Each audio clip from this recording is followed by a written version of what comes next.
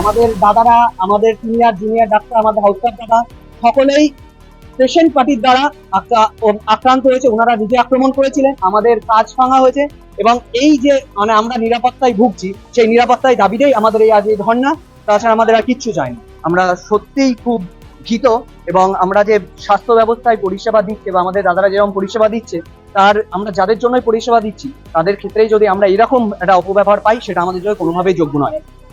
এখন আমাদের মূল দাবিটা কি? এখন আমাদের মূল দাবি অপরাধীদের খুব দ্রুত গ্রেপ্তার হোক এবং অপরাধীরা খুব দ্রুত শাস্তি হোক, এটাই আমাদের দাবি।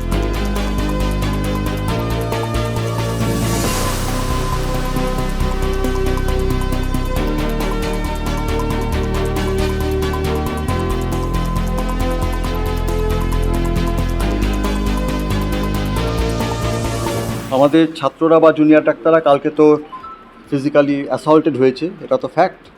তো সেই জন্য তারা আন্দোলন করছে, এটা ওদের আন্দোলন।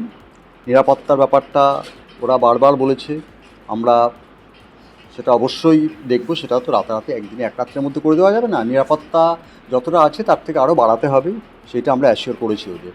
সেটা আমরা করব আমাদের তরফ থেকে, আমাদের লোকালি আমরা যতটা করতে পারি, ঠিক আছে। বাকি ওদের যা দাবি দেওয়া সেটা ওরা ঠিক করবে, ওরা যেটা ইয়ে করবে। এখনও ওদের নিজেদের যা ডিসিশন নেবে সেইভাবে চলবে পরিষেবার ব্যাপারে। তারপরে ওরা এই কথা বলছে আন্দোলন জারি রাখবে, সেটা তো ওদের ব্যাপার। হ্যাঁ, ওদের ব্যাপার, দেখা যাক ওরা কি ডিসিশন নেয়, সেটা তো আমরা এখন ইয়ে করতে পারছি না।